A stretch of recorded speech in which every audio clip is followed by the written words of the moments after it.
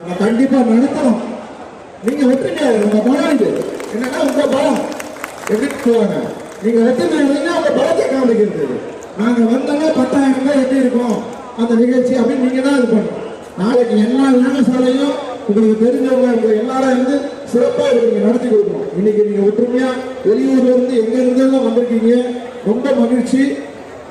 ஒரு சில ஏதாவது குறை இருந்தால் மன்னிச்சிங்க. ஏன்னா நானும் பார்த்து பார்த்து பார்த்து 25 நாளா தூங்க என்னென்னலாம் செய்யணுமோ செஞ்சுக்கிட்டே இருந்தேன். வீட்டில் கேட்குறாங்க ஏன்னா நைட்டு தூங்குறதா இல்லையா, 2:30 மணிக்கு முடிச்சிருக்கேன், திருப்பி காலை பார்த்தா முடிச்சுட்டு இருக்கேன், சாமி பட்டாச்சாரியா இருக்கிறேன், திருப்பி நோட்டீஸ் போட்டாச்சாடுறேன், போஸ்டர் போட்டாச்சாடுறேன், அழைப்புதல் கொடுத்தாச்சா, பணம் வாங்கியாச்சா, அதை எதுவும் பேசிக்கிட்டே இருக்கேன்றாங்க.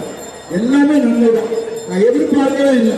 பெரிய பெரிய கோயில்களில் பூஜை செய்த நீங்க எல்லாம் இங்க வந்து என் மண்ணில் எனக்கு கால் வைத்து இந்த பூஜையை செய்து நான் ரொம்ப பெருமை நடத்துறேன். ஏன்னா ரொம்ப கொடுக்கணும். யாரு கிடைக்கும்?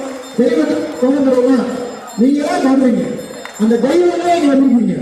அந்த தெய்வங்கள்லாம் சேர்ந்து இங்க பூஜை பண்ணும்போது ரொம்ப உணர்ச்சி வசமா இருக்கு. ஓம் நமோ நாராயணன் கூப்பிடும் பொழுது உலகமே வேலை வந்த மாதிரி இருக்கு. பார்க்கறவங்களா சொல்றாங்க ஒரு பெரிய கொடுக்குறேன், இந்த பாக்கியம் யாருக்கும் கிடைக்காது.